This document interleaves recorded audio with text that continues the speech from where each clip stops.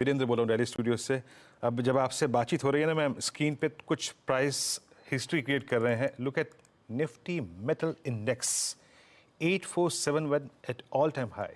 Ma'am metals पे आपका view क्या है इस वक्त? आई मीन आज एक और चीज़ हुई, आज गोल्ड ऑल टाइम हाई पे भी आया। आई मीन मैं प्रीशियस मेटल्स की बात कर रहा हूँ, इंडस्ट्रियल मेटल्स की बात कर रहा हूँ, ferrous non ferrous entire group. आपका व्यू मैम मेटल्स पे इस वक्त? अभी देखिए, ये इंडस्ट्रियल मेटल्स में आपको पूरा विश्व का की स्थिति देखनी पड़ती है, क्योंकि हम लोग यहाँ प्राइस टेकर्स हैं। जो भाव है वो अंतर्राष्ट्रीय भाव से गवर्न होता है। अ, अभी तो हम हमारे ऐसे सिग्नल आए नहीं कि इसमें अभी बहुत निवेश करना चाहिए। देख रहे हैं हम लोग कि अगर टर्निंग पॉइंट आता है तो अभी नहीं कह सकते कि वो टर्निंग पॉइंट कंफर्म हो गया है। ओके, स्टिल वो टर्निंग पॉइंट मैम के लिए अभी तक कंफर्म नहीं हुआ है। मैम एक और चीज़, ये बाजार जिस चीज़ पे अभी भी फोकस कर रहा है वो है रेट कट्स और उसकी further possibilities in I think second half of CY24। Rate sensitives में रियल स्टेट एक बार फिर से बहुत स्ट्रॉन्ग ग्रिप लेते हुए, और उससे ज़्यादा strong grip real estate ancillary की है और इम्प्रूवमेंट सेगमेंट की है। आप लोगों की कन्विक्शन लिस्ट में क्या क्या अपीयर हो रहा है मैम? और जो बीच में डिप आया था during the earnings like DLF Godrej properties, आप लोगों ने कुछ ऐड किया मैम इसमें? नहीं, रियल एस्टेट हम लोग थोड़ा सोच समझ के लेते हैं। कोई भी लेवरेज सेक्टर में जब तक बहुत कंपेलिंग नहीं लगे कि लेना ही है, तब तक उसको थोड़ा अवॉइड ही करते हैं। बिकॉज लेवरेज सेक्टर में ऊपर नीचे दोनों साइड बड़ा मूव होता है। जहां आप रियल एस्टेट एंसिलरी से, अगर आपका मतलब है कि कंस्ट्रक्शन या उससे रिलेटेड जो सप्लाई करते हैं रियल एस्टेट के, यस, कंस्ट्रक्शन कंपनीज पिछले साल भर से हम लोग कुछ हद तक ओवरवेट हैं। पिछले साल भर में अगर देखें तो auto auto ancillaries, pharma, construction, इन सब में वेट बढ़ाया है। वैसे तो अभी ये तिमाही खत्म हुई है, तो इस हफ्ते हम लोग रीबैलेंस की तरफ जाएंगे, तो एक बार देखेंगे कि अब उसमें क्या अ, बदलाव करना है। पर फिलहाल तो ये हमारा आउटलुक है। ओके, अच्छा मैम, इस बार NBFCs ने काफ़ी स्ट्रॉन्ग मूव दिया। हाल में जब RBI के एक्शंस आए थे दो NBFCs पर, तो थोड़ा मूड सेंटीमेंट खराब हुआ था। बट एक बार फिर से बजाज फाइनेंस, बजाज फिनसर्व में मूव है। एंड स्पेशली दो वो stocks, I mean Muthoot finance, Manappuram finance, जिन्होंने पहले पार्टिसिपेट नहीं कर रहा था, इस बार गोल्ड के स्विंग के बाद बहुत स्ट्रांगली पार्टिसिपेट करते हुए। अब हमारे पास इसमें कई धड़े हो गए। NBFCs में हमारे पास गोल्ड फाइनेंस कंपनीज हो गई, हमारे पास HFCs हो गई। आप आपका इसमें से सबसे स्ट्रांग कन्विक्शन एरिया कौन सा है मैम? मैं सच कहूँ तो अब लेंडर्स में कन्विक्शन मेरा कम ही रहता है। तो लेंडर्स में बहुत डर डर के निवेश करती हूँ, क्योंकि लेंडर्स में मालूम नहीं रहता कि नेगेटिव सरप्राइज कहाँ से आएगा, कब आएगा।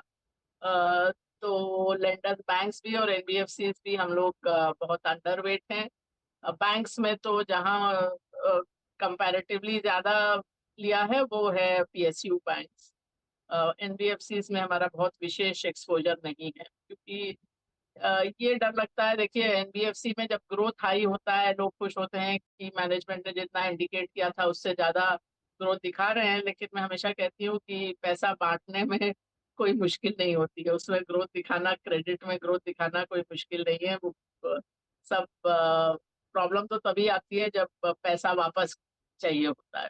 गोल्ड की बात अलग है, वो आप गोल्ड पे प्ले कर रहे हैं वो अलग चीज है। बट पैसे जो आप अगर अधिकतर फाइनेंस बिजनेस देखें तो वो वही चीज को आप नई नई तरह से पैकेज करते हैं। जो पहले इंस्टॉलमेंट स्कीम कहलाता था उसको आप BNPL, बाय नाउ पे लेटर कह रहे हैं। तो वही 100 साल से भी ज्यादा पुरानी इंस्टॉलमेंट स्कीम जो होती है।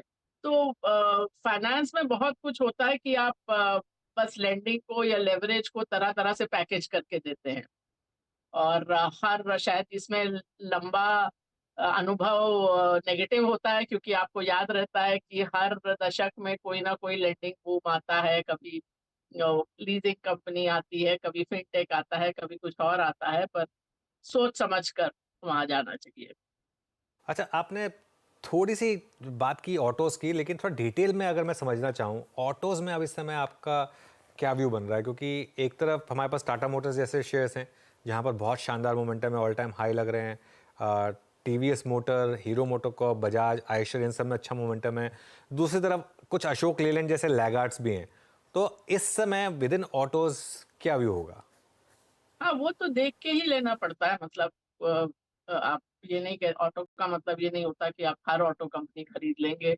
और कुछ हद तक कई बार होता है कि आपको ऑटो पे व्यू लेना है तो आप ऑटो एंसिलरीज भी लेते हैं, रादर देन बाय की जो कार या टू व्हीलर बना रहे हैं उसकी बजाय जो उनको सप्लाई कर रहे हैं वो भी लिया जाता है।